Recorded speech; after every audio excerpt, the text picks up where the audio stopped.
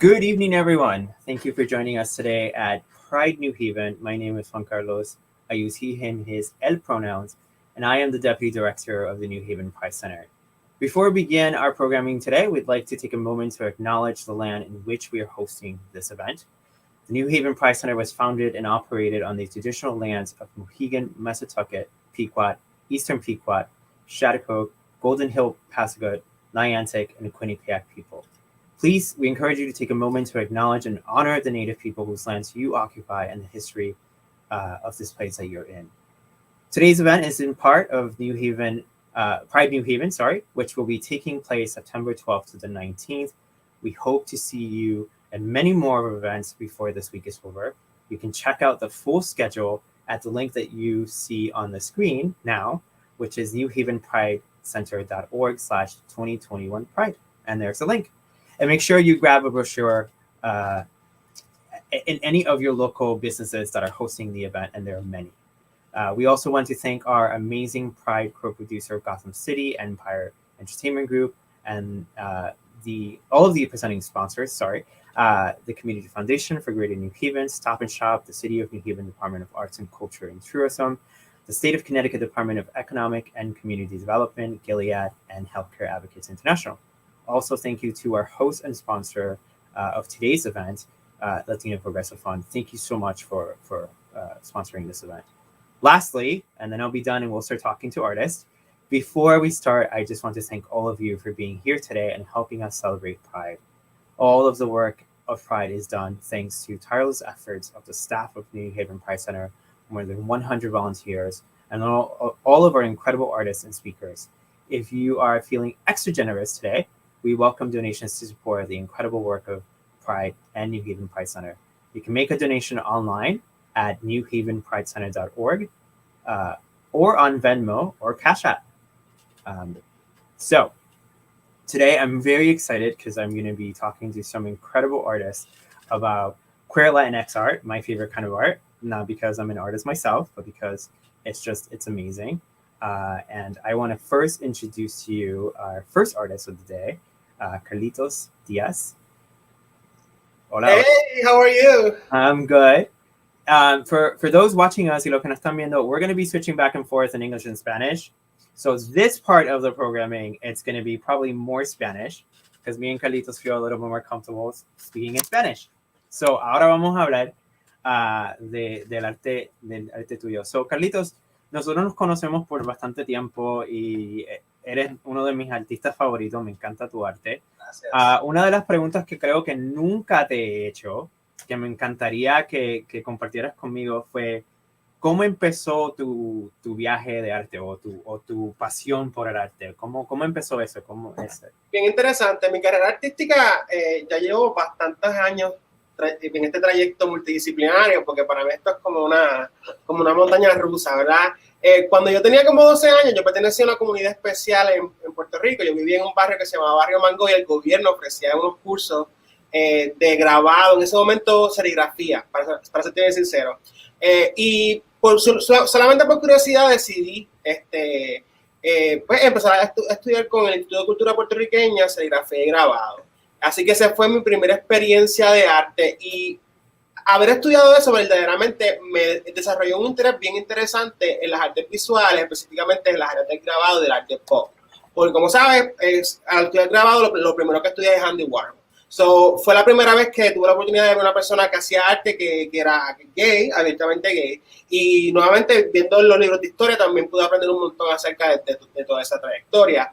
Yo pensaba que iba a ser científico y realmente nunca lo fui. Cuando llegué a la universidad, rápidamente me cambié a la Escuela de Bellas Artes en la Universidad de Puerto Rico e hice un bachillerato en pintura. Y de verdad he tratado de desarrollar una propuesta artística que hable acerca de mi realidad como puertorriqueño, especialmente en la isla. Entonces luego, al mudarme acá, pues obviamente seguimos hablando de la misma trayectoria, pero claro está, más de una visión acerca de la diáspora. Hasta el día de hoy, pues el trabajo artístico sigue desarrollándose y siempre está hablando del tipo de relación que tengo yo con el mundo. Así que ahora mismo estamos haciendo arte de activismo artístico, como se dice. Sí, lo que nosotros le decimos, acá nosotros le decimos artivism. Es un concepto que recientemente lo descubrí. Alguien me dijo, tú eres Carlos, el Artivist. Y yo, discúlpame. Y después descubrí que es un concepto que se está hablando interesante porque yo llevo haciendo esto muchísimo tiempo y yo siempre decía, wow, qué interesante siempre pertenecer a esta intersección de ser artista y al mismo tiempo trabajar como organizador de comunidad. Y es bien interesante que sí se sigue desarrollando esta conversación hasta que se llegue a un concepto bastante definido. Sí, y yo creo, una de las cosas que yo, como tú dices, que es algo tan interesante, ¿verdad? Porque a mí me pasa lo mismo. Acá en New Haven, a mí me conocen como JC The Artivist, ¿verdad? Y he escrito artículos de mí. Y al principio cuando me dijeron eso, yo como que, yo no estoy en sí haciendo activismo, yo estoy expresando quién yo soy. Y que por casualidad, quien yo soy para ustedes suena como algo político, ¿verdad? Que es algo súper interesante en un fenómeno súper interesante, ¿verdad? Específicamente para nosotros como puertorriqueños, que creo que nuestra identidad como tal ha sido tan politizada, ¿así se dice? Sí, politizada, definitivamente. Y tú nuevamente dices, tú haces arte de quien tú eres, de la misma manera como yo soy. Mi arte siempre, especialmente el arte plástico, el desarrollo del arte plástico mío siempre ha hablado de mi realidad de ser parte de la diáspora puertorriqueña.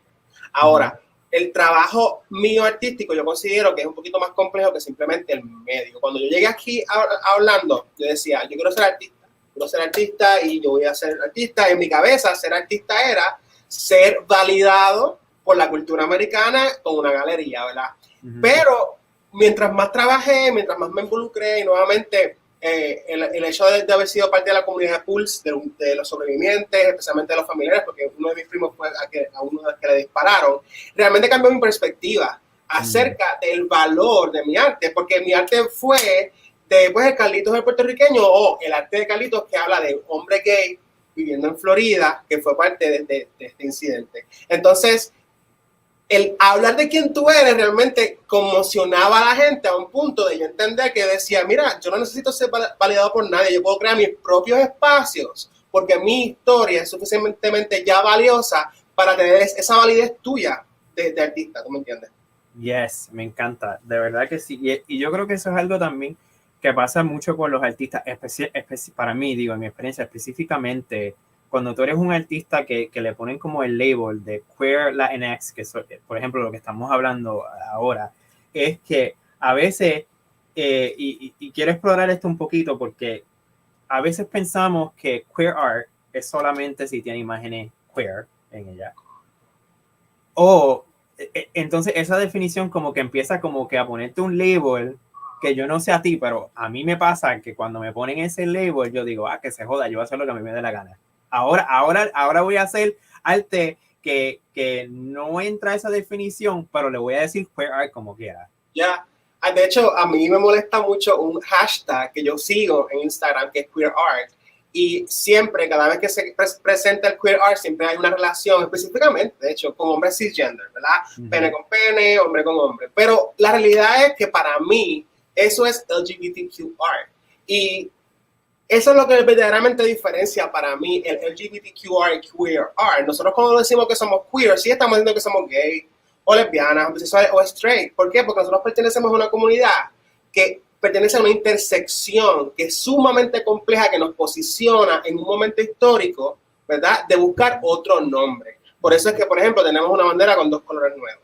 O porque nuestras conversaciones, por ejemplo, mis conversaciones acerca de mí, ser gay, no puede ir separada de mi experiencia como una persona de la diáspora puertorriqueña del sur o una persona marrón que tiene que vivir la disproporción de nuestra sociedad aquí en los Estados Unidos. Y eso es lo que realmente hace este queer art. Por ejemplo, nosotros podemos hablar de Frida Kahlo. Frida Kahlo posiblemente es uno de los iconos para mí queer más relevantes en la historia del arte. Y cuando yo veo esas pinturas, sí hay una que otra que habla de su sexualidad, pero la mayoría habla de ella y su ser mexicano. Entonces, su esencia mexicana va tan importante y tan presente como su esencia queer o su esencia feminista, ¿verdad? Y lamentablemente la sociedad nuevamente está poniendo el arte queer en esa pequeña caja, pero nosotros los artistas de color estamos tratando de crear una conversación un poquito más compleja acerca de lo que es el término. Exacto. ¿Cómo tú crees? Tú sabes, porque también nos pasa en la identidad latina, ¿verdad? O vamos a decir boricua, ¿verdad? Por ejemplo, yo en mi arte hago mucho arte que celebra o el indio taíno o celebra el jibarito de Puerto Rico. Entonces, esa parte de mi arte siempre le dan el label de Latinx, ¿verdad? Arte es Latinx o esto es puertorriqueño. Para mí, eso sigue siendo queer, porque Sí. yo como un creador queer que lo estoy haciendo, ¿verdad? ¿Cómo tú crees que nosotros podemos como que, no quiero decir educar, pero como que pelear contra ese label o como que abrirle más el cerebro a la gente de que... Bueno, como que no... No, absolutamente, estoy totalmente de acuerdo. La mayoría de las personas siempre tratan de poner tu arte bajo esa idea de que si no, ¿verdad? No hay una actividad sexual entre dos personas del mismo sexo, no es queer art. Ahora, nuestro trabajo está en crear visibilidad. Yo creo que mientras más personas, ¿verdad?, continúen esta conversación, mientras más personas continúen haciendo arte, haciendo shows de arte abstractos, por ejemplo. Yo he tenido arte abstracto y cuando me preguntan qué tipo de arte es el tuyo, pues I'm a queer artist, right? ¿Por qué? Porque es arte abstracto, pero quien lo está haciendo es un artista queer. So, yo creo que mientras más shows tengamos, mientras más piezas de arte, mientras más conversaciones tengamos como estas, podamos crear un poquito más de visibilidad y educación a nuestra sociedad, porque nosotros sabemos que tan siquiera utilizar la palabra queer todavía para algunas intersecciones es un poco controversial. Yo no me crié en esa cultura donde la palabra queer era malo. A mí me decían pato, maricón, bugarrón y todas estas palabras. So, yo aprendí la palabra queer por queer as folk. So, para mí, toda mi vida, queer ha significado ser gay. O queer ha significado, ¿verdad?, pertenecer a este movimiento, ¿verdad?, de liberación sexual. Sin embargo, conociendo, ahora que me mudo aquí en Estados Unidos, ya llevo 7 años, muchas veces he tenido encontronazos con personas un poquito mayores que yo, me dicen, no entiendo cómo ustedes pueden utilizar esa palabra, porque yo aprendí que esa palabra entonces sí se utilizaba de una manera derogativa. Ahora, esa transición se ha dado por educación, ¿verdad? Y hasta la misma la palabra Latinx, seamos realistas, en nuestra propia cultura latina, es un tirijala, es una expresión compleja, porque estamos bien arraigados a vivir dentro de los parámetros de una cultura con dos géneros, ¿verdad? Pues de la misma manera con el arte queer, yo creo que tenemos que seguir creando estas conversaciones y llamarnos a nosotros arte queer, independientemente si el arte es explícito o sexual o no. Exacto. Sí, y eso es lo que iba a decir, es que esa también es interesante, ¿verdad? Porque como tú, una persona que habla de sí mismo como un queer Latinx artist, es tan interesante porque esas palabras como que son un poco provocativas, y al principio como tú, yo no pensaba mucho en que la palabra era provocativa, pero ahora cuando aprendiendo que sí lo es, a veces la uso como que un poquito para empujarle unos botoncitos para que la gente como que piense en ellos mismos, como que, wait a minute. No, yo desde que aprendí a utilizar la palabra, yo no me considero gay anymore, ¿sabes? Porque cuando nuevamente hablamos de la persona gay, automáticamente estábamos hablando de nuestra sexualidad. Pero yo soy queer, yo tengo un acento cabrón, yo soy un loco para el carajo, yo soy bien rebelde, yo tengo una historia bien a lo loco, yo vengo de un país totalmente diferente o sea, el conjunto de lo que hace Carlitos es realmente esa palabra queer. Y desde que aprendí esa palabra, desde que me educaron a utilizarla, me fascina. De hecho, la organización que pertenezco se llama Queer Latinx, which is Queer Latinx, right? So nosotros abogamos mucho de esa afirmación aquí, especialmente en el sur, acerca de nuestra identidad. Y yo considero que te libera no solamente como artista, pero te libera también como persona también, porque a veces mucho lo que nos pasa es que como que entramos en escoger un label, y es como tú dices, queer te deja ser completamente tú, una persona con acento que viene de otro país, que aprendió, ¿sabes? Porque tenemos en nuestra historia tenemos muchas similaridades, venimos del mismo país, tenemos acentos, aprendimos inglés aquí, tuvimos que aprender cultura que se siente bien diferente. Verdaderamente me encanta esa idea de usar ese label así. Bueno, mi última pregunta sería que compartas con nosotros información de o shows que tengas coming up, o cómo las personas pueden seguirte, comprar arte si lo vendes, o trabajo en la organización en la que trabajas también, en Queer Latinx, que es una súper organización en Florida, que nosotros vamos a entrar en comunicación porque queremos hacer unos programas juntos. Pero, anyways, dinos de ese trabajo, un poquito de ese trabajo. Pues mira, mi trabajo nuevamente artístico es bien complejo y a pesar de que mi desarrollo artístico aquí ha tenido mucho que ver con el desarrollo de propuestas en medios, de hacer shows de arte, ahora mismo estoy bien enfocado, por ejemplo, yo soy coordinador de medios para la organización y en enero me gradué del Centro de Activismo Artístico de Nueva York, que es un centro súper cool, súper popular, que trabaja mucho el activismo artístico. Entonces recibí una beca con ellos y estoy desarrollando una propuesta con ellos, que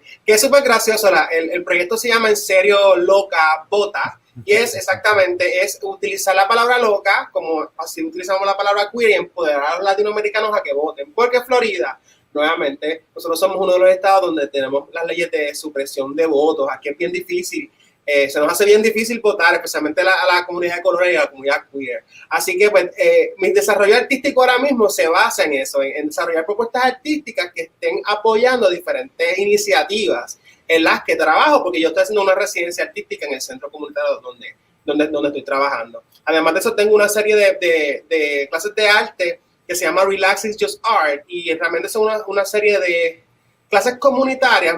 Se parece mucho al Wine and Twist que la gente hace, pero sin wine. Porque ¿verdad? Invitamos niños y miembros de la comunidad totalmente gratuito, y lo que invitamos es a la gente a entender que es algo también que me costó mucho trabajo, es que no existe una manera correcta de pintar, sino que el arte es la expresión tuya, de lo que tú das al mundo. Con estas clases hemos enseñado a la gente que hacer jardinería es arte, hacer sliming es arte, organizar una marcha es arte. La serie es bien motivadora y de verdad que me motiva muchísimo, además de que mi otro trabajo, que es el trabajo principal que tengo, es que yo soy diseñador gráfico y coordinador de medios sociales para el programa de prevención de VIH, que es otra lucha, que mira, sí, eso necesitamos otro programa para hablar de ella, pero especialmente en el sur los números son rampantes en cuanto a las nuevas infecciones de VIH, y somos la comunidad Latinx, especialmente aquí en la Florida Central, los más afectados en la epidemia.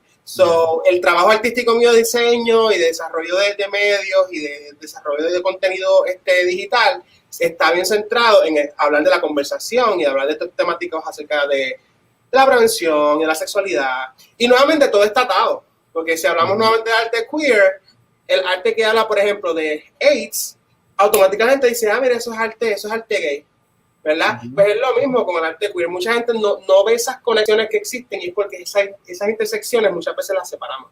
Y yo creo que mi trabajo aquí en Orlando, yo me siento bien bendecido, de verdad, de pertenecer a esta comunidad que ha sido bien abierta. Y déjame decirte algo, si no han venido acá, Orlando posiblemente se está convirtiendo en una queer capital acá. La comunidad, especialmente Latinx queer, bien grande. El trabajo, nada, seguimos ahí trabajando poco a poco y haciendo lo más que nos guste todo el tiempo, ¿sabes cómo es? Qué chévere, gracias por compartir este poquito de tiempo conmigo. Se te quiere un montón. You're amazing. Sigue para adelante, voy a ti, y todo el trabajo que está haciendo, no solamente tú, pero también la increíble organización Queer Latinx. You guys are doing amazing work. I can't wait till we connect and we do more work. Thank you. Yeah. Bye. Gracias. All right, so we have 2 more incredible artists for all of you. And then now we're going to do a little switch. I think me and Selinette are going to have a conversation in English or Spanglish, maybe both. I don't know. You don't know. You don't know what we're going to do. Selinette, thank you so much for being here. You are amazing. I love you. I love your art. You're incredible. Thank you. You are a force of nature, like your websites. I think it's your website that says that. So I'm going to steal that. Don't try. I'll send you the royalty check for using your trademark line later. Then we're all set. And your background is making me miss Puerto Rico a lot, and my parents are in Puerto Rico right now, so I'm really jealous. Oh, what part? Where are parents? Where are parents? Where are they? My parents are in Calle, so I was born and raised in Calle, Puerto Rico. Calle. My family's from Tualta. Hey. Yeah. So, gang. so Selinette, hopefully you heard some of the conversation that we were having earlier. But I want you to tell me a little bit about. We're going to jump right in because I'm sure the people just want us to jump right in. So tell me a little bit about how you discovered or how you found that connection to art that you have. It had always been there. I had always been surrounded by creatives. Not that I could recognize that or name that growing up, but everybody around me, whether it was cooking, whether it was storytelling, whether it was sewing. My grandma used to make dresses for us. My mom at one point was making dresses for teddy bears for somebody to display them at a mall, and then would like dress me and my sister up. And there's like photo albums of like just us modeling and stuff at home. Amazing. So in one way or another, I might show y'all that in the future when I feel comfortable. I'm gonna write that down. Yes, hold me accountable. I have always been surrounded by creativity. I have always been surrounded by artists in different forms. But I also grew up with the idea, the conditioning that art looks a certain way and that only certain people create art. And so it took me a really long time. For me, I was drawing as far back as I could remember. And then eventually, once I was an adult, I would say in my 20s is probably when I leapt into painting. And so it took me a really long time to actually own the title of artist, because I still had the preconceived notion that art was something for people who had received training. It was for people who could get into museums. It was for people that only created like hyper realistic paintings, and that wasn't me, and it still isn't me. So it took me a while to actually own that title, but I have always been an artist. I just didn't recognize that.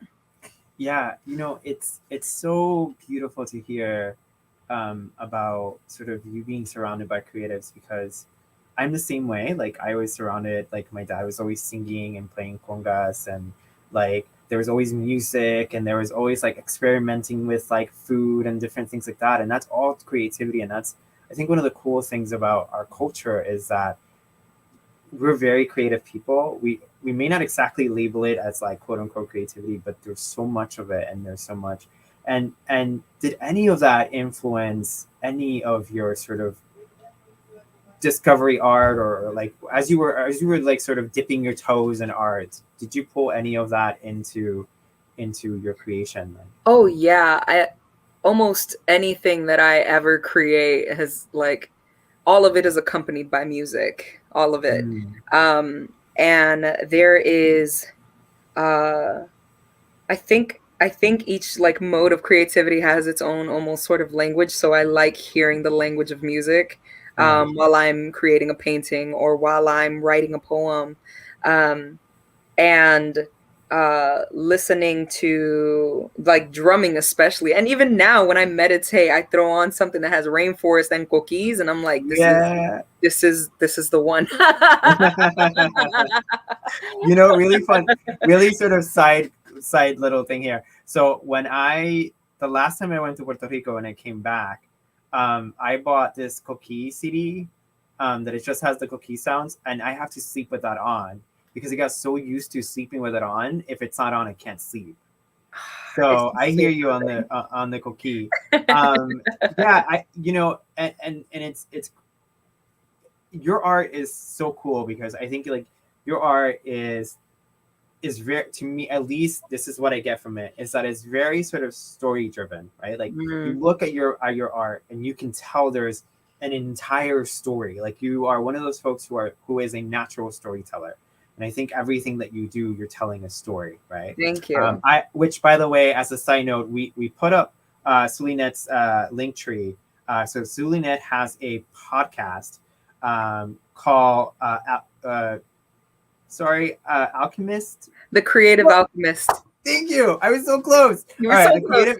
So close. The Creative Alchemist. And it's exciting because, like if you haven't seen Sulinet's show, by the way, we have a virtual tour of Sulinet's art show. You can actually access it on our YouTube channel and even our Facebook. And you'll get to see what I'm talking about when I'm saying that Sulinet's art is very sort of storytelling driven. I kind of, this is more of a curious question, like how does your podcast connect to your visual art? Is there moments where sort of it connects, or can you tell me a little bit about your podcast?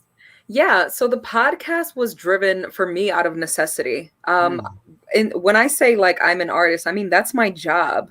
I am a full-time artist. That is my 9 to 5 in terms of an artist. I use broadly because there's a billion things I do underneath that, including being a podcaster.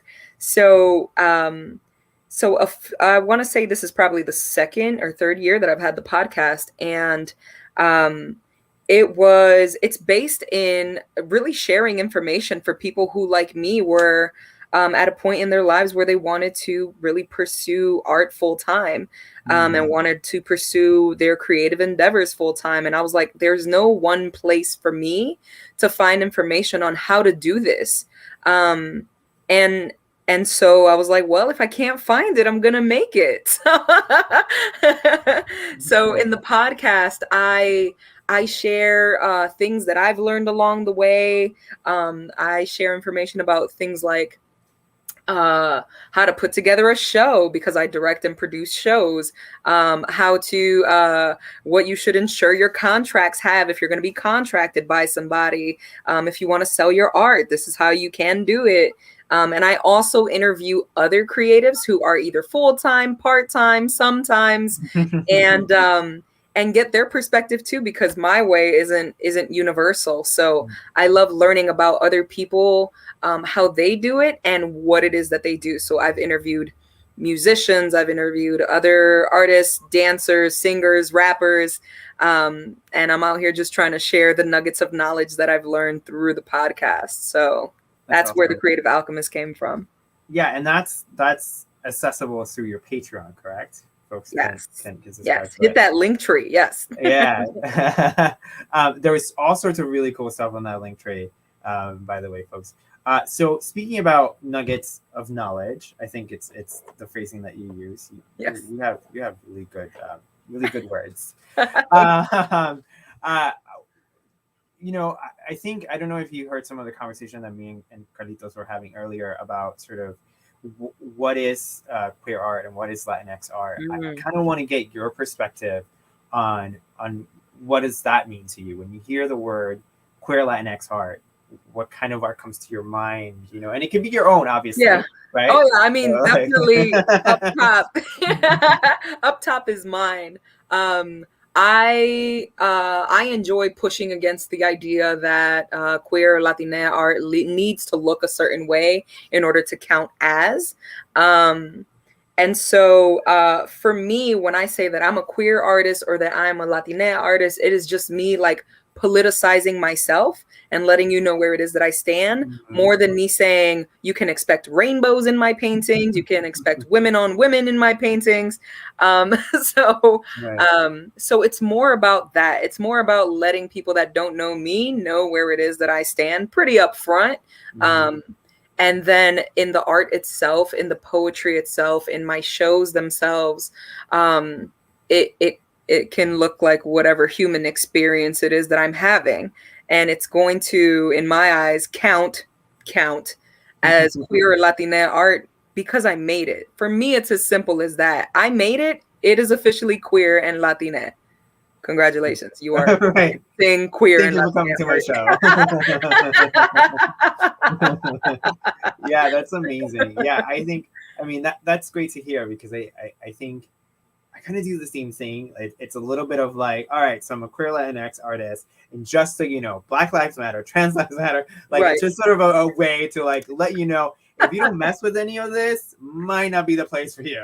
Correct. Right? Like not because like all of my art may display all of it, right? Because I think like some of your art, I think I can remember one of the pieces that Patrick bought from your art show when we had the virtual art show, and I think people can also see some of your artwork and purchase that as well through your website. There was this little piece of like this young woman, this young little girl, like sitting up to like some monster or shadow or something like that. Yeah. And it was such a powerful piece, right?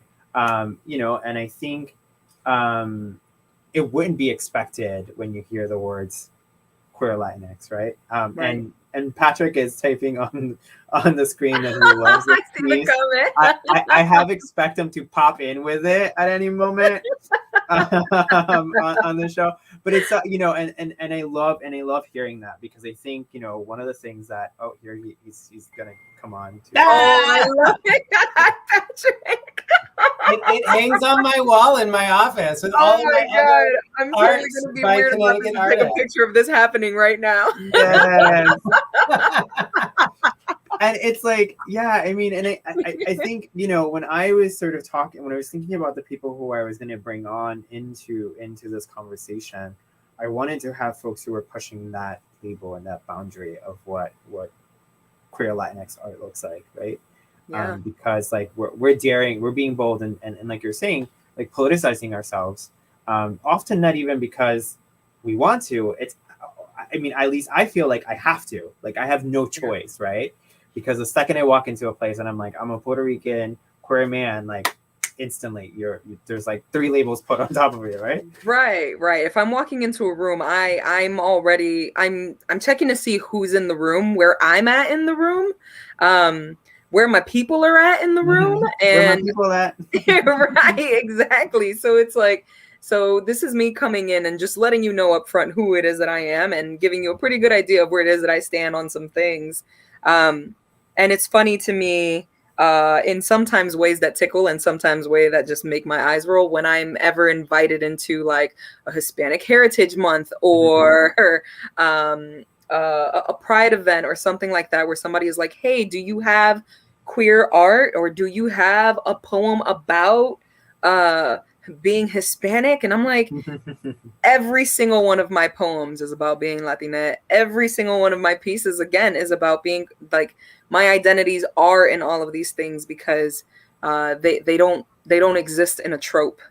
They don't exist in whatever it is that you think, however it is that you think these things should be expressed.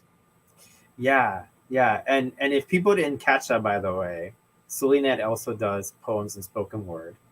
I think you pretty much do everything. Kind of, yes. You storytelling, you help facilitate, you help provide some of the training that in non-traditional ways that I think it's really accessible for artists, right?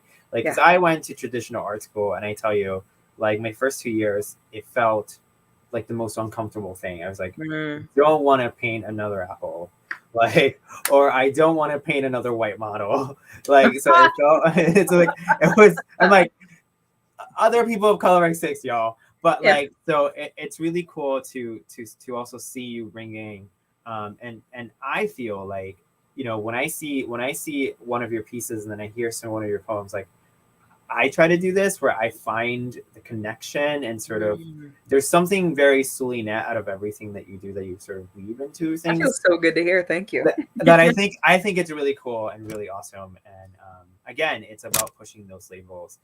So before I let you go, can you tell us what can we what can we watch out for that's coming? What is Sulinet bringing to the world in the next few weeks that we can sort of like kind of patiently, maybe not patiently, wait for?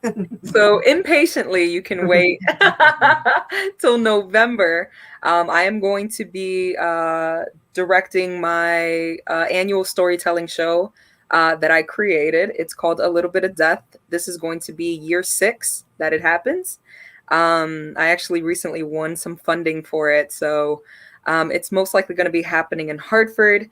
It centers, A Little Bit of Death is, it centers around transformative stories and storytelling. It centers BIPOC people and it centers queer stories.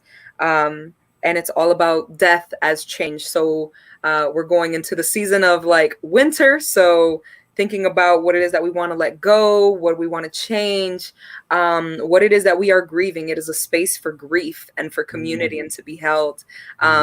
And folks come and express their stories in all sorts of ways. People have done everything from dance to ritual to stand-up social work. So, and if you've never heard it, I'll be happy to explain in the DM when you message me and follow me on my social media. So that's going to be happening in November. I am hammering out the details, but that will be coming up, and that will be hopefully where I see all of y'all. That's so awesome, and hopefully people connect with you on your website, on your podcast, and then we also posted the link again just to remind everyone of Sulinette's work, the virtual tour that you can see as well if you wanted to see her past show with us. And I'm really excited for your show in November. I'm going to be impatiently waiting here. So thank you so much for spending Sunday night with us and talking about queer Latinx art. Thank You you. are one of our favorites here at the center. So thank you so much. Thank you. Bye. Bye. So next up, I have to tell you all, I'm going to try to hold my fanboy in because I am a huge fan of the next artist. I found him through a friend on Instagram, and I fell in love with Jonathan's art. And I am dying to talk to him about his art. So here's Jonathan. Jonathan, thank you so much for agreeing to do this with us. And you can find Jonathan's art at Our Fellow Mortals on Instagram. It's beautiful, beautiful art. I actually have your mask that I bought here somewhere. I'm not sure where I put it down. It's been a crazy day. But thank you, Jonathan, for being here with us and being so graceful to saying yes to being with us. So let's jump right into it. Tell me, where did you find your connection, like your connection with art? How did you start dipping your toe into art? When did it happen? Yeah. How? I think it's kind of similar story. I think I can remember drawing as far back as I can, remember. But same, like my family's also been, they're makers. My grandma was a maker. She used to sew, make clothes. My dad was a mechanic. My mom used to make stuff. So my mom's family's from El Salvador and my dad's family's from Colombia. I was born in San Francisco, but just being around them, they're all just kind of like used to using their hands to just to produce things. And I think on some level as a kid that just kind of rubbed off on me. I was always just like, just obsessed with the things my grandma was making. She used to make dolls, clothes, like all this stuff just to sell at the flea market in SF.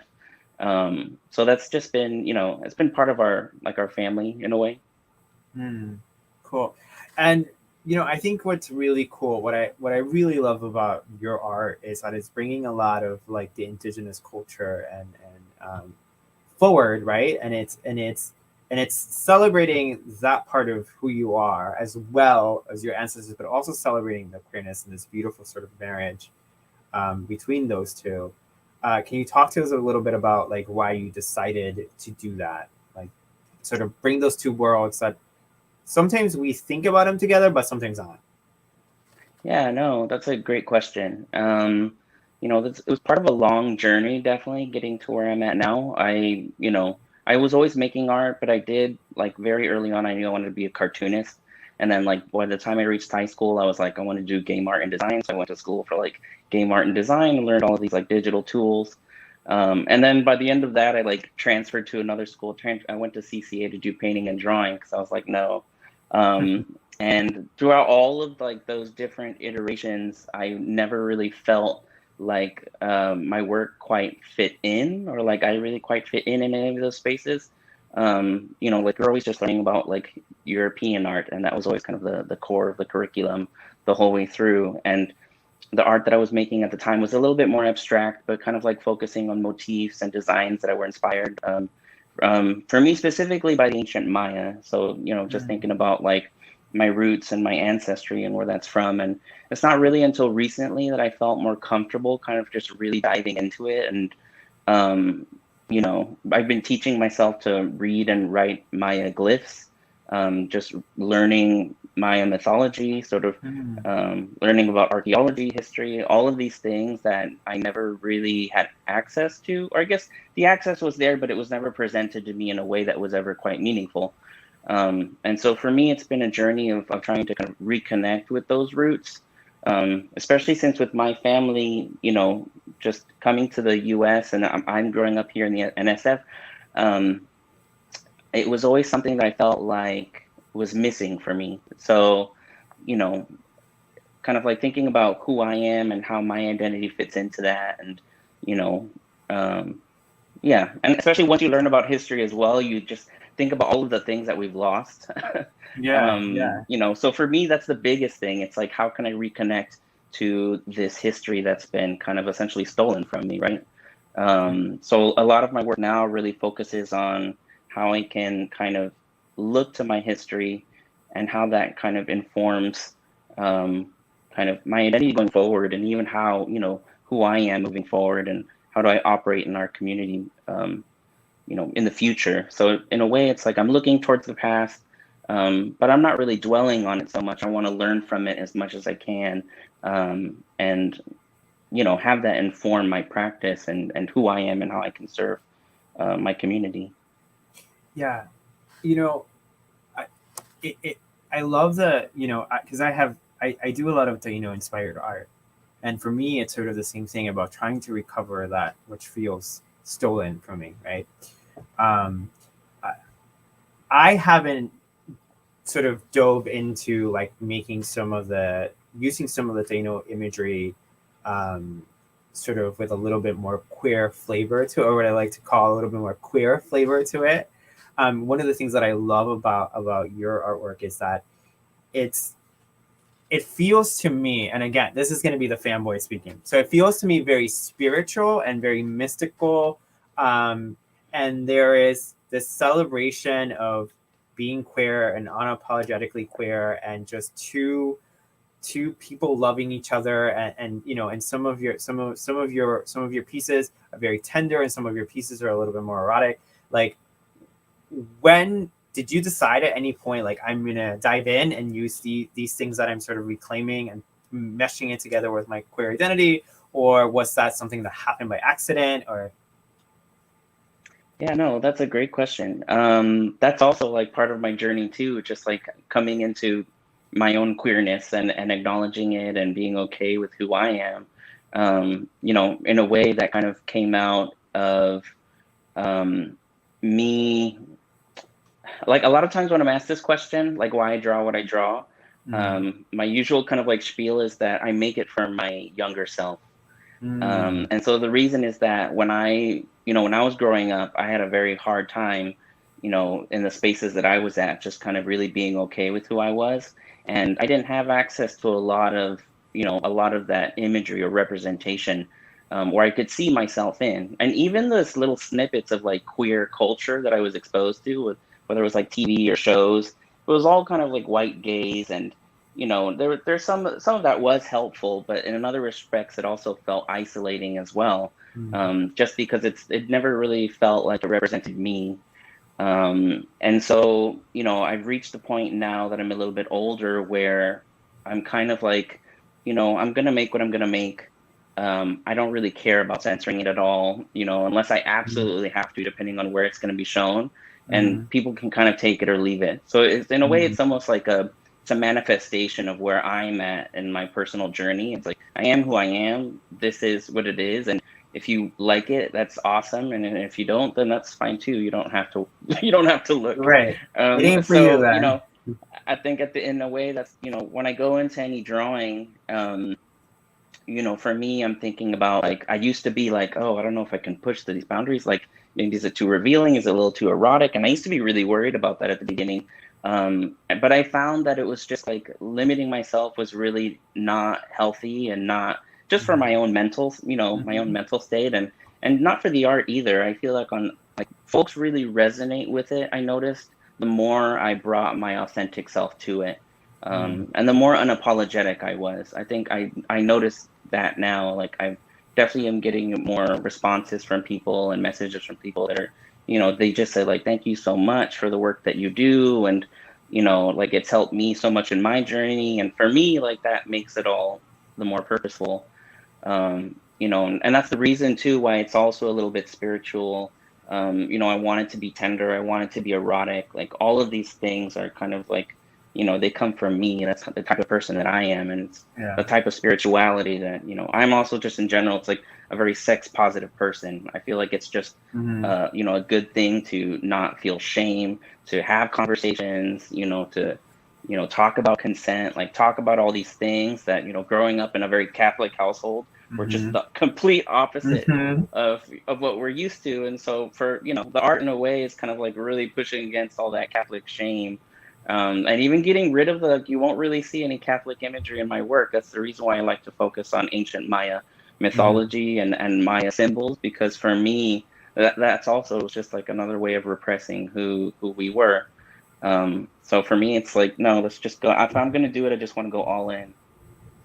Yeah, I feel like the first time I saw one of your pieces, it was these two, and I actually have the sticker. Well, it's on the back of my iPad. I went to your shop and bought the sticker because it was the first piece that I had seen from your artwork, and I wouldn't shut up about it. Like I told I like talked to my friend for like maybe 2 hours about how wonderful this piece is, and she was like, "Could you just shut up already?" Thank you. Because there was something, I think, because, you know, as someone who consumes a lot of like quote unquote queer art, and I think, you know, Carlitos earlier was saying how like you search for the queer art hashtag on Instagram, you see all these pieces of like typically white cis men sort of, you know, a lot of it is really erotic graphic art and things like that, and it's great. I mean, it's wonderful, right? Because it's celebrating queerness and queer eroticism and all these things that we are told to be ashamed of. So that part is amazing. But then there's this component of it too that it's sort of what you were describing earlier, where you're like, where am I? Like, where is a brown person like me in there? You know what I mean? So I think that was so striking and so amazing, and why I fell in love with your work and have become such a fan. And like everywhere I go and every time I talk to people, I tell them about your work, because I see myself in it, right? So much. And I see other brown men having these tender, spiritual, and sacred connections that we don't see in queer art.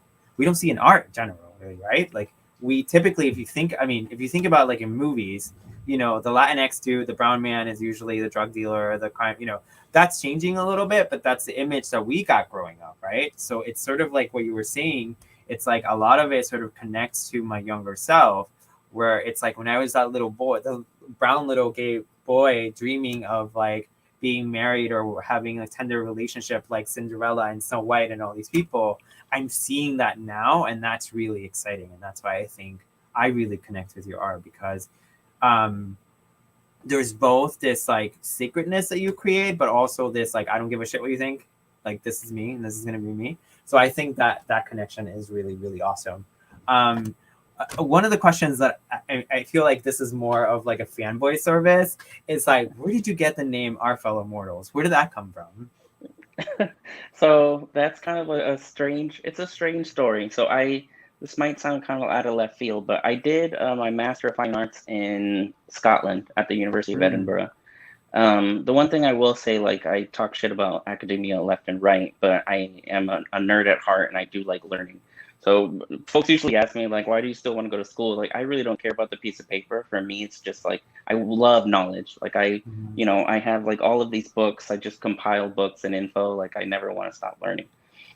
So I did my master's there, and you know, growing up in California, one of kind of like the central figures of just like protecting this area was John Muir. So I don't know if you're familiar with John Muir. So he was born in Scotland.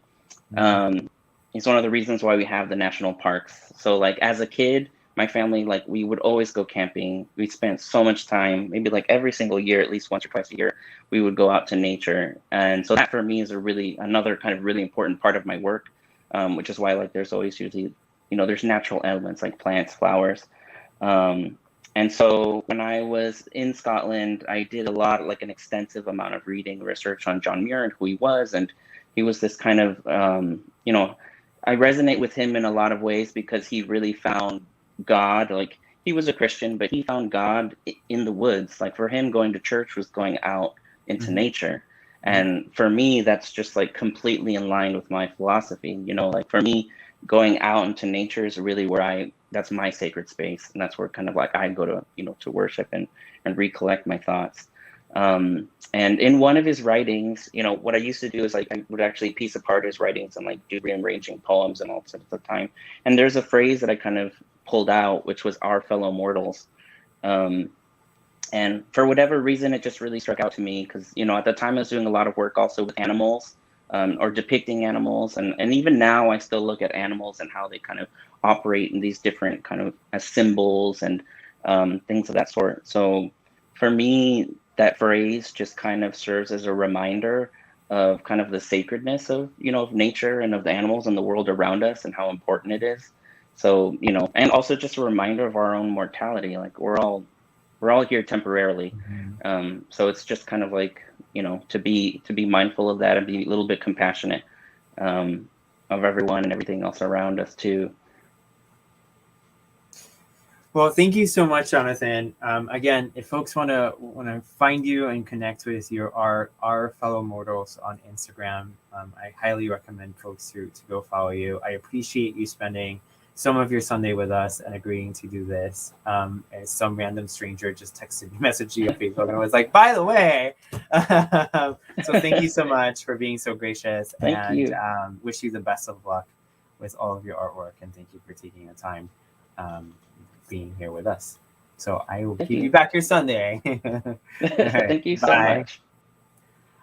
So just to let folks know, if you haven't put it together, I'm also an artist. And what's really cool about working here at the Pride Center is occasionally I get to do my own shows. So tomorrow we have a show that me and my best friend are putting together called Drawing in Spanglish. And we're having our art opening tomorrow at 6 p.m. here at the New Haven Pride Center in our great room gallery. You can come in and see some really cool artwork. You can buy some of it.